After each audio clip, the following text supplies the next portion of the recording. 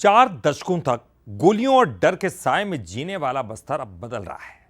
और यह बदलाव सिर्फ सड़कों या फिर योजनाओं में नहीं बल्कि लोगों के दिलों में दिख रहा है। वो लोग जो कि कभी अपनी ही जमीन छोड़ने के लिए मजबूर हो गए थे, अब उसी मिट्टी की पुकार पर वापस लौट रहे हैं। बस्तर में लाल आतंक के खात्मे के बाद लोग घरों की तरफ लौट रहे हैं। ये वो लोग हैं जो नक्सलवाद के खौफ से पलायन कर गए थे। ये वापसी सिर्फ घर की नहीं, ये पहचान की वापसी है। ये उन जड़ों तक लौटने की कहानी है जहां से कभी डर ने इन्हें उखाड़ दिया था। बस्तर के ये आदिवासी परिवार जो कभी रातों रात सब कुछ छोड़कर चले गए थे, आज फिर उसी मिट्टी को छू रहे हैं जहां उनकी यादें अब भी सांस ले रही हैं। कई ऐसे लोग हैं जो वापस बस्तर आना चाहते हैं और सरकार और प्रशासन भी चाहती है कि जो लोग बस्तर छोड़कर चले गए थे वो वापस आए। तो इसके लिए फिर से कवायदे शुरू हो गई हैं। कलेक्टर, अपर कलेक्टर और सरकार के स्तर पर कमेटियां, समितियां बन रही हैं और जो पहले जिन लोगों की लिस्टिंग की गई थी कि कौन कौन बस्तर छोड़ के गए हैं, उस लिस्टिंग के हिसाब से अब इन्हें वापसी के लिए बुलाया जा रहा है। किसी ने यहाँ अपना बचपन छोड़ा था तो किसी ने अपनों की यादें।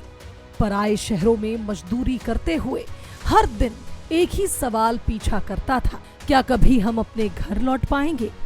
अब सरकार की पहल ने उम्मीद को हकीकत में बदलना शुरू कर दिया है।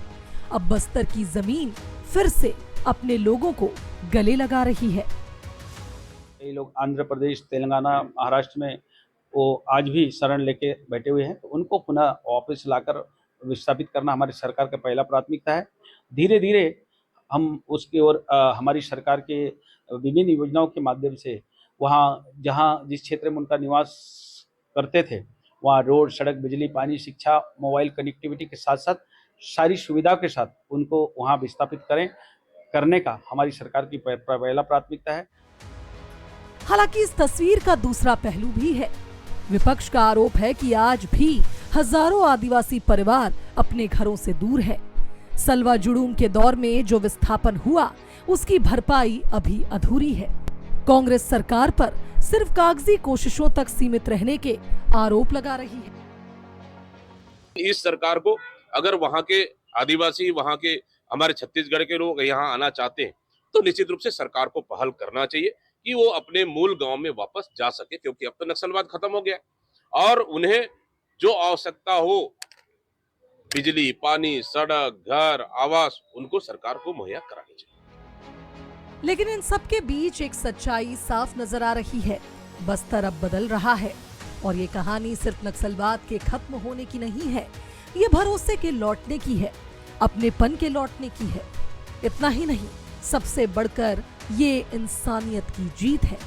जहां कभी खामोशी में डर था, वहां अब गूंज रही है घर लौटने की खुशियों की आवाज। रजत वाजपेयी, बंसल न्यूज, जगदलपुर।